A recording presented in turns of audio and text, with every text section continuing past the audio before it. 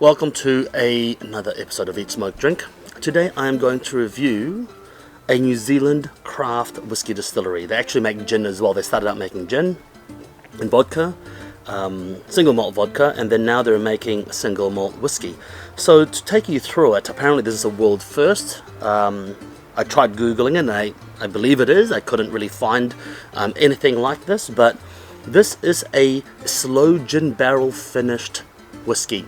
And this is a Pinot Noir finished whiskey. So just to give a little background, the gin barrel one, they use a Pinot Noir barrel from Wanaka here in New Zealand, from a winery. They then used it for their Sloe gin, and then they used the gin barrel to finish the whiskey. The Pinot Noir cask is a little bit different as well. It is actually made from Tasmanian Pinot Noir. They've reformed the barrel from the Pinot Noir barrel. They've shaved it, charred and toasted it, and then sent it over to New Zealand. So here are the two different ones we're trying today. So look, I'm going to try the gin one first because that is more novelty. The Pinot Noir, it's not overly unusual to have Pinot Noir, so I really want to focus on the gin barrel. So let's get nosing. So just to give you a little insight, I'll put a link down below.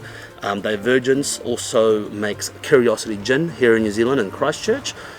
And I'm finding that they've been making some great whiskies. They're basically not really skimping on the barrel selection. So a lot of craft distilleries around the world, and in New Zealand I've heard, they do skimp on the barrel quality, but with them they tend to innovate with the barrels and they don't skimp on the quality either. So that's always good to know, because if you've got a crap barrel, doesn't matter how many years you put it in there, it's going to be a crap whiskey. So let's get nosing. That is a strange smelling whiskey.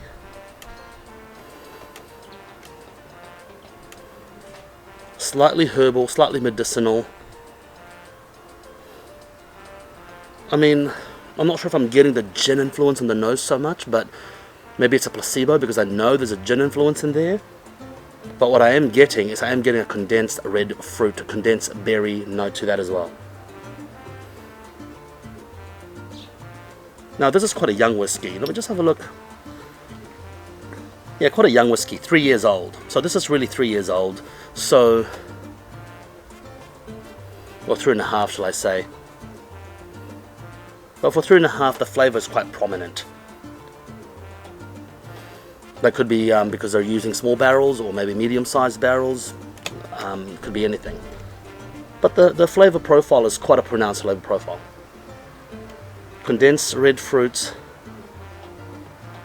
There is a very distinct and strange medicinal and herbal note to it, and that could be the gin influence. Hard to say. Hard to say, but it smells nice. Let's smell the Pinot Noir. That's like a toasted caramelized honey. That's the nose on that is very unusual. Very coconutty. Very floral, actually. I mean, it's Pinot Noir, but it's very floral.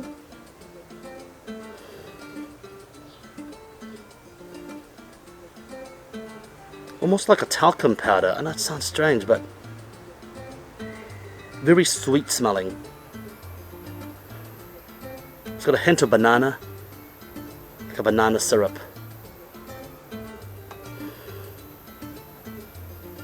And a rustiness. That's what I'm getting. A metallic rustiness.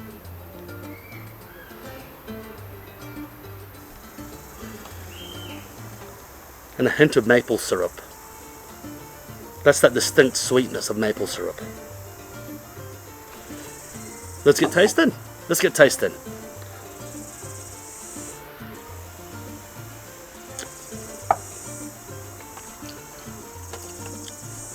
Ooh. What percentage is that? 63.7, alright.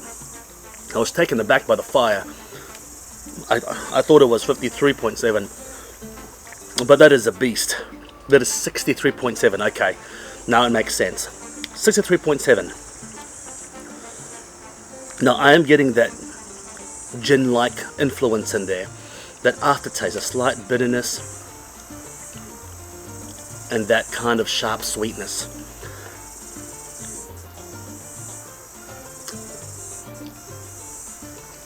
Wow. The flavor profile is so robust. It's so robust. I mean, I know it's whiskey. I know it's a single malt, but it's got a clinical note to it. It's quite clean and clinical. It's not oily, but the flavor is strong. So it doesn't have like a greasy aftertaste that some whiskeys have. It's quite clean. I can't taste the new make so much on this, so that aging process on this particular one has been quite exceptional. The new make spirit is minimal for 3.5 years. It's very minimal, but yes, you're getting that condensed berry. You're getting a strong sweetness, sugar syrup, and I'm getting that bitterness of the gin finish. That's very unique, but also quite compelling. I'm actually liking that, and I wonder if this is a trend that's going to start coming with whiskey as well. Gin barrel aged single malts. I mean, that's an interesting thing in itself. And if there is another one out there, I'm curious to know what it is, but I couldn't really Google any. I mean, every time I Google gin finished whiskey, it's almost like just gin comes up. So yeah, so for a gin finish, if not the world first, one of the world firsts, but I'm pretty sure it is a world first. It is very compelling and an interesting flavor progression, having it finish in the gin barrel. I mean, you do get some gin taste and you kind of get confused, but it is still very much a single malt whiskey. Let's try the Pinot Noir. There's like a distinct caramelized note to it.